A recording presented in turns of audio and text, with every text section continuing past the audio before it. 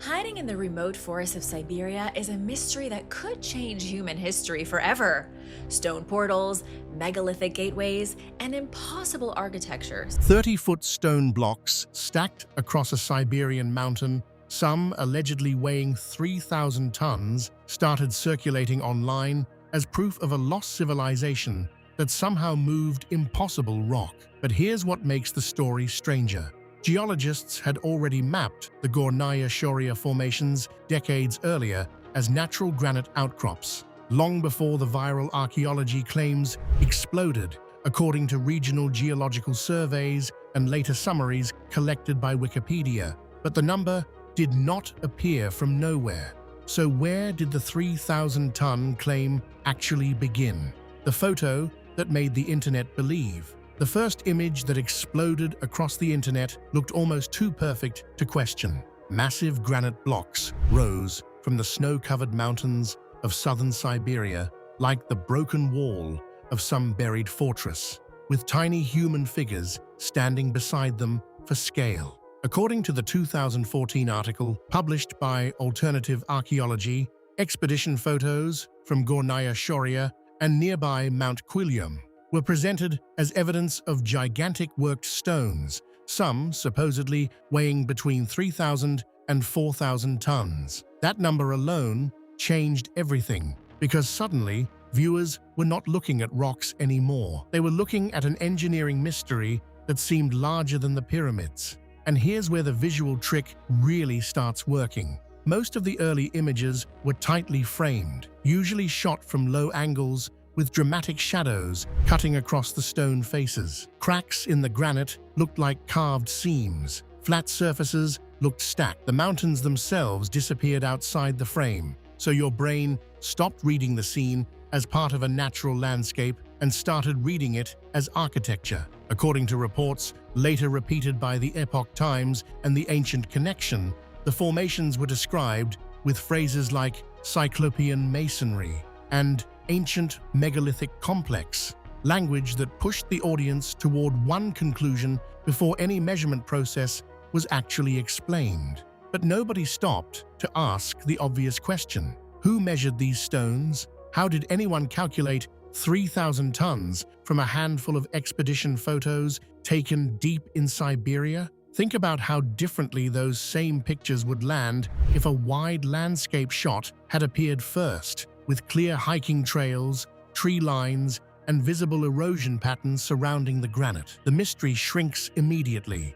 yet the versions that spread online rarely included those context shots. They used the most dramatic angles instead, because dramatic images travel faster than geological surveys ever will. And get this, the repetition itself became part of the proof. The same handful of photographs bounced from blogs to forums to video thumbnails so many times that familiarity started replacing verification. People assumed thousands of independent discoveries existed when most websites were recycling identical images and identical claims. According to regional geological descriptions summarized on Wikipedia, the mountain had already been catalogued as a granite formation long before the viral wave began. But mapping could never compete with photographs that looked like the ruins of an impossible civilization frozen inside Siberian snow. By the time the story reached global audiences, the giant stones already felt real. And if the pictures were powerful enough to convince people, who was the first person to put a tonnage on the stones and turn them into a global mystery? Where the 3,000-ton number came from? The number arrived before the method did. Somewhere between expedition photos, reposted blog articles, and dramatic headlines, the stones of Gornaya Shoria stopped being unusually shaped granite and became the largest megaliths on Earth. According to the 2014 article published by Alternative Archaeology, researchers and enthusiasts examining the Siberian formations suggested some blocks could weigh up to 3,000 or even 4,000 tons. Then the comparison appeared that locked the claim into people's minds forever. Baalbek. And honestly, that was a brilliant comparison to make. Baalbek in modern-day Lebanon is real archaeology. The site contains enormous Roman stone blocks, including the famous Stone of the Pregnant Woman, which researchers cited by Heritage Daily and the historical archive Livius estimate at roughly 1,000 tons or more. These are among the heaviest confirmed stones ever moved in the ancient world. So once articles began saying the Siberian formations dwarfed Baalbek, readers instantly understood the scale without needing engineering data or geological analysis.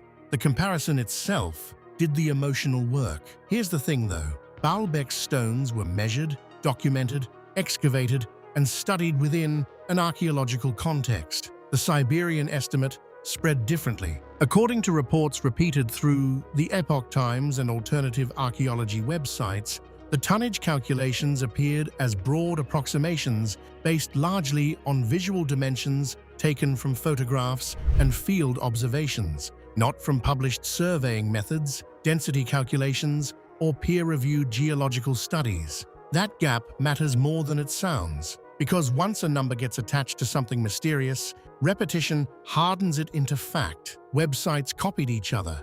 Videos repeated the same measurements. Captions recycled the same language. Before long, people weren't saying, "Some researchers speculate." They were saying, "Scientists discovered 3,000-ton ancient megaliths in Siberia," as though the weighing process had already happened somewhere behind the scenes. And think about why the Baalbek comparison felt so convincing in the first place. If someone says a stone weighs 3,000 tons, most people have no reference point for that. But mention a famous archaeological benchmark connected to the Romans, and suddenly the claim inherits credibility from a completely different site. The comparison starts sounding like evidence even when it's really just context. Wait, it gets weirder. The number itself became more famous than the mountain. People remembered 3,000-ton megaliths long after they forgot where the estimate originated or whether anyone had actually verified it scientifically.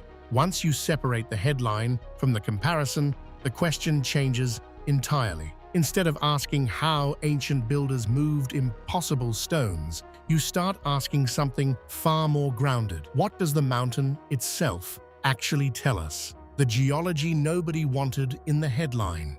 The mountain already had an explanation before the mystery videos ever arrived. Long before Gornaya Shoria became internet shorthand for impossible ancient megaliths, geological mapping teams working in southern Siberia had identified Mount Quilium as part of the Kulyum-Surak granite massif, a huge body of granite stretching through the Shoria Mountains. According to geological summaries, later referenced through Wikipedia and German-language documentation on the site, researchers in the late 1990s described the formations as denudated residual ridges, basically exposed sections of bedrock shaped over immense spans of time by erosion, pressure, and climate. That sounds less exciting than lost civilizations. But wait, it gets interesting. Granite behaves in strange ways when nature starts pulling it apart. Deep underground, the rock forms under enormous pressure.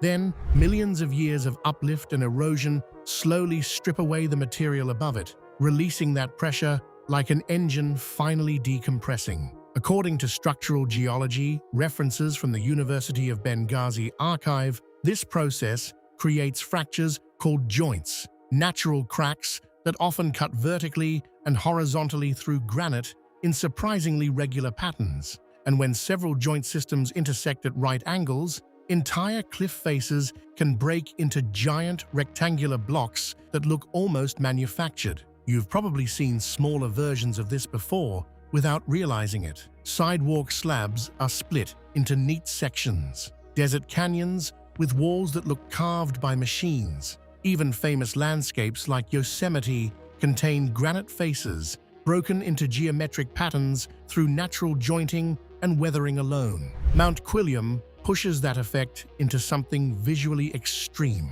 The granite there appears in stacked layers, with sharp edges and massive exposed surfaces that photographs compress into what looks like masonry. Add snow, shadows, and selective framing, and your brain starts connecting the shapes into walls, terraces, and fitted stone blocks. According to geological descriptions tied to the region, differential erosion also played a huge role. Softer materials surrounding the granite wore away faster over time, while stronger sections remained standing, leaving isolated ridges and block formations exposed high above the forest line. And then, spheroidal weathering complicates everything even more. Water seeps into cracks, temperatures fluctuate violently through Siberian winters, and corners erode faster than flat surfaces. Some blocks stay angular, others round off. The result is a landscape where one outcrop can look like collapsed ruins, while another nearby resembles naturally broken stone. Here's the uncomfortable part people often resist. A natural explanation does not mean the landscape stops being impressive. In fact, some of the strongest reactions happen precisely because the formations sit in that strange space between recognizable architecture and chaotic geology. Your eyes keep trying to force intention onto the mountain. Think about standing a kilometer away from those ridges with morning shadows cutting across the granite. Without a geological context, would you honestly assume erosion before construction? Most people wouldn't. Human brains are built to recognize patterns, especially straight lines, stacked forms, and repeating angles associated with buildings. Remember that earlier problem about photographs replacing measurements? The geology issue works the same way. Close-up images isolate the joints while removing the surrounding mountain system that explains them. Once context disappears, the granite stops looking like part of a massif and starts looking like separate blocks deliberately arranged together.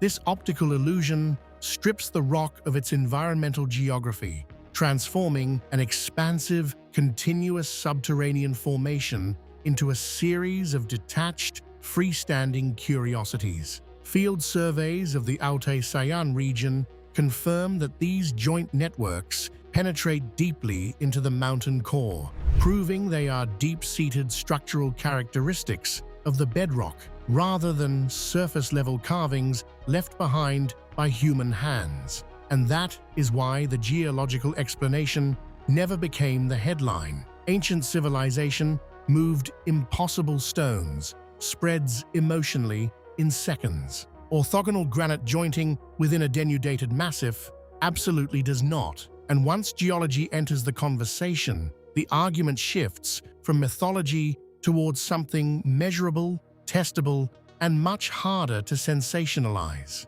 Still, if the rock can produce that shape naturally, then the only serious question left is whether the weight claim survives actual measurement. How to test a 3,000-ton claim properly. A single bad scale estimate can turn an ordinary rock face into the largest megalith on Earth. That's the part almost nobody mentions when these Siberian images get reposted. Once you strip away the dramatic captions and start treating the claim like an engineering problem instead of a mystery story, the entire conversation changes. Because measuring something that large is actually pretty straightforward in principle. Difficult in the field, yes, especially on a remote mountain in southern Siberia, but not mysterious. First, you need reliable dimensions, real ones, not guesses from a photograph cropped tight around the rock face. According to skeptical discussions archived through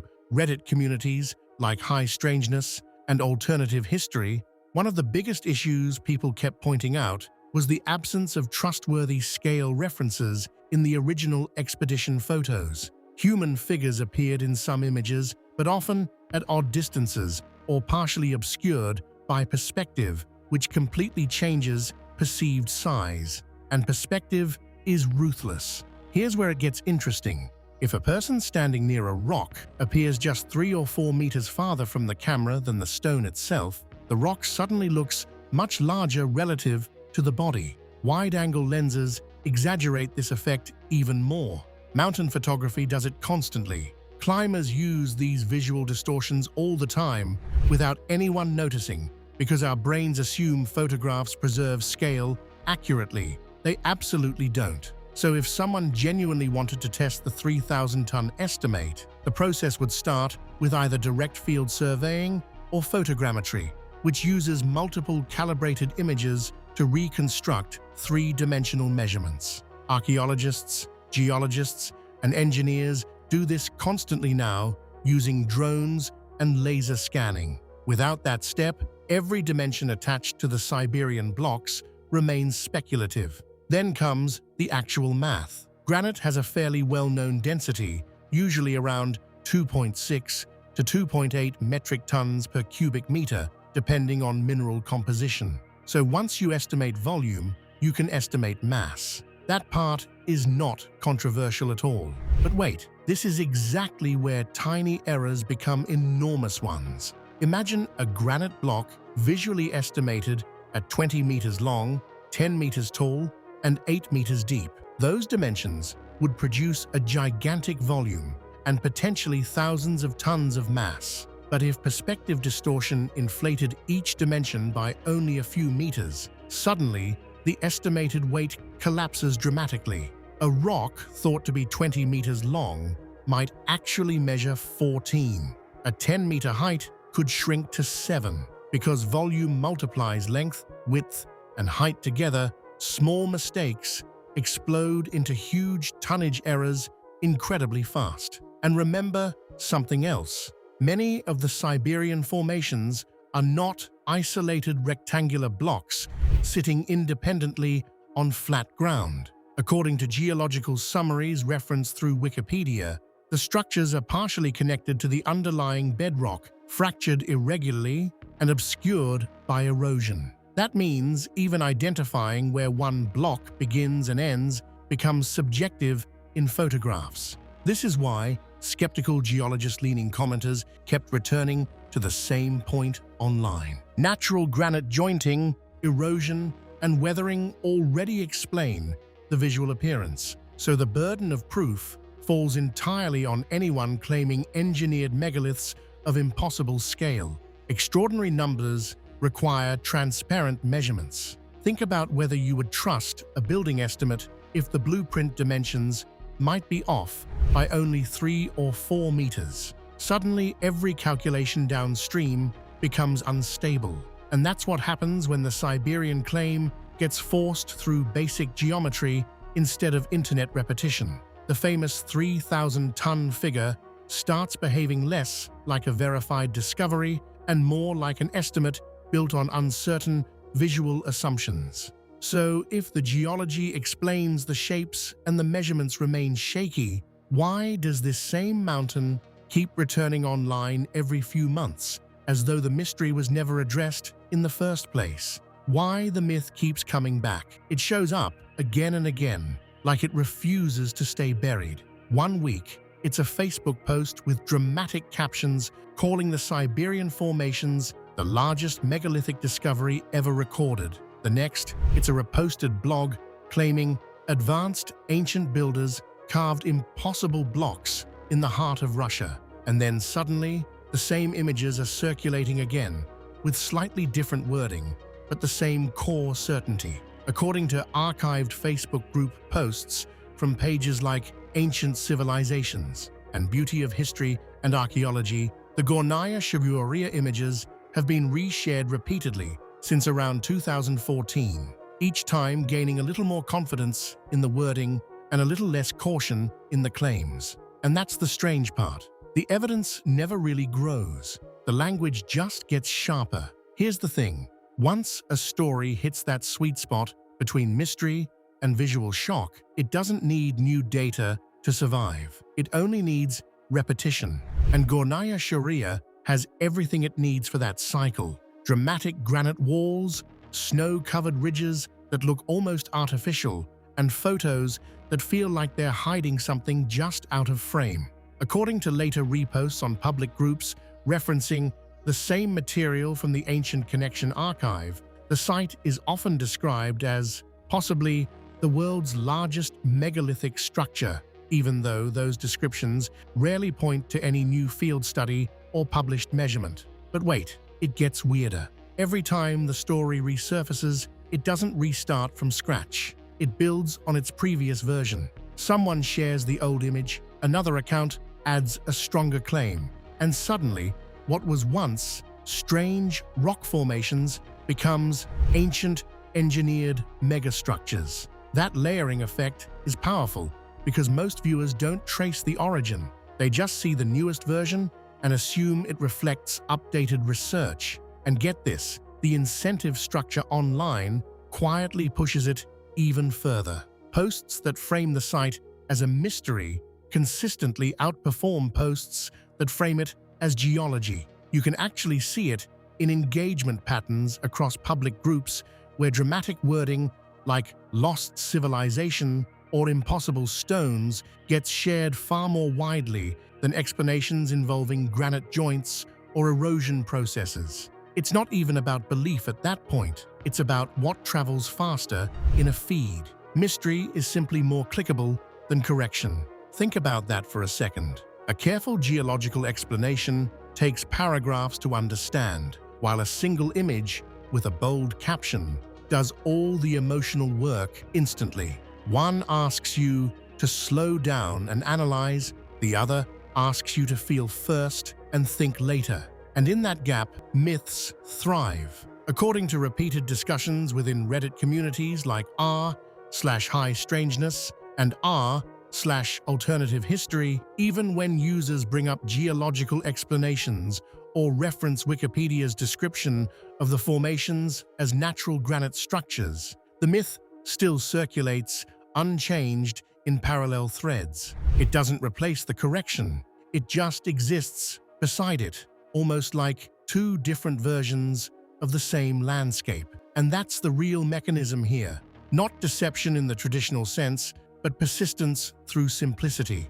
A natural explanation requires context, scale, and patience. A myth requires none of that. It can be copied, cropped, translated, reposted, and reworded endlessly without losing its emotional impact. Every time the story returns, it feels fresh to someone seeing it for the first time. And for the algorithm, that's enough. So even after geology explains the shapes, even after measurement logic weakens the tonnage claim, the narrative doesn't really disappear.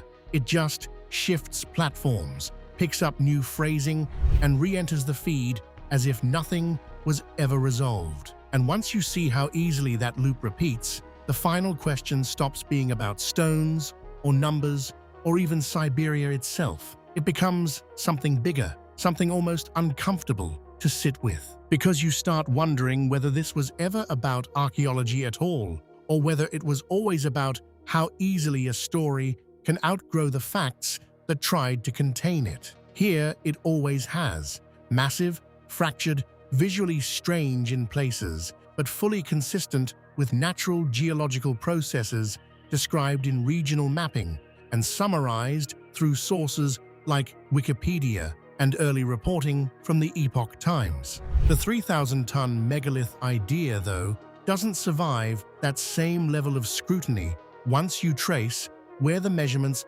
actually came from. And that's really the takeaway here. Not that the site is uninteresting, far from it, but that extraordinary visuals need extraordinary proof, not repetition across blogs and social posts. Before you accept the next impossible structure, pause for a second and ask what would actually count as measurement, because that question changes everything.